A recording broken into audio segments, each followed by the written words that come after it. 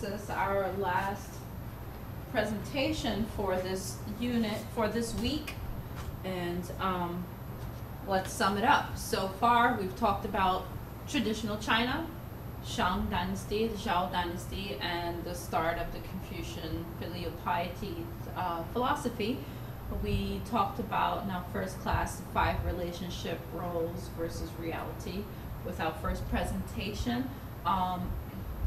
And we really didn't go into depth about that with filial piety. We also discussed how the Chinese culture is wrapped up in Confucian philosophy and how it really plays out. So what I'm going to do is we're going to go more into filial piety, and so we can get a better idea of what is really going on. So let's start with the first one. Ruler, subject. So here the relationship between the ruler and the subject is one of the most important in Confucian system. But arguably the role of father and son could be the most important because as we'll see later, we're going to go into that in more depth, that in order to be a ruler, you need to first be a father, and we'll see how that plays out. The superior element here is the ruler, and that models moral behavior for the inferior element, the subject. So we have President Snow and Peter there. So President Snow is the ruler, and Peter is the subject.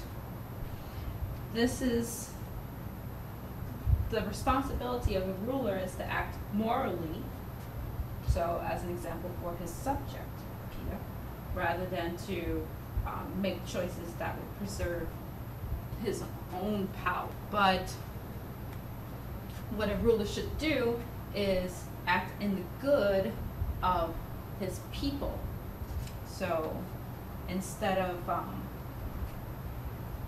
making choices that will fatten his pockets or, make him more popular, he would make right choices in the interest of humanity as well as in the best interest of the state.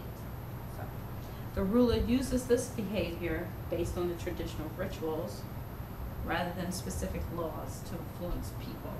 And that, of course, is referring back to legalism, who use laws to influence people to do moral things. So Confucian, said these things so that people can see how horrible legalism was, as opposed to his philosophy, that if you model that moral behavior, then people will follow in suit and say, well, he's a good guy, I should be a good guy too. Okay? Let's move on to the father, son. We've got Luke Skywalker here and Darth Vader. The role of the father to the son is equivalent to that of a ruler and a subject. The son is obligated by his Confucian role to honor his parents above the state, and the state being the ruler, the government, or whatever. So let's see how this plays out. Let's go more into the father-son. So, give you a little story from the Analects, Confucian's Analects. So, the governor of Shi said to Confucius, "In our village, there is a man nicknamed Straight Body.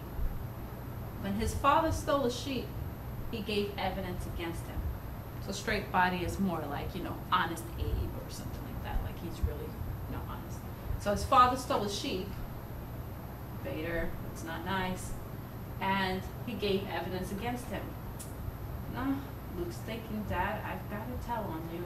That's not good. So how do you think this would play out?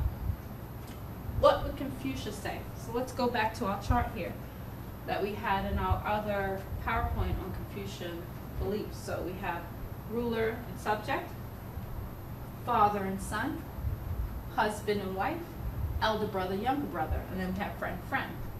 How do you think Confucius would respond?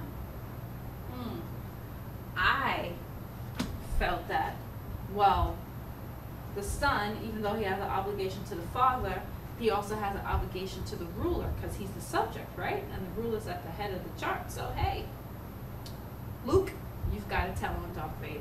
He stole that sheep, and it's not nice. But then I thought about it. Wait a minute. Confucius says that you should honor your parents above all other things. So Confucius can't tell on his father because then he'll be dishonoring his father, but he can't not tell on his father because then he'll be a disloyal subject to the ruler. Oh, this was very frustrating. It was like, what's going to happen? When I first heard this story, it was like, how about you just run away? I would have run away because I wouldn't have known what to do. So, what does Confucius say? Confucius answers, in our village, just letting you know, Governor, I'm sure, in our village, those who are straight are quite different. Fathers cover up for their sons, and sons cover up for their fathers. Straightness is to be found in such behavior. Okay, so what you're saying is that if my father is planning on murdering the emperor, I gotta cover up for him. The thing is, if he gets caught, I get killed. But if I tell on him, I get killed. Because I'm dishonoring my role as a son to my father. So either way, I die.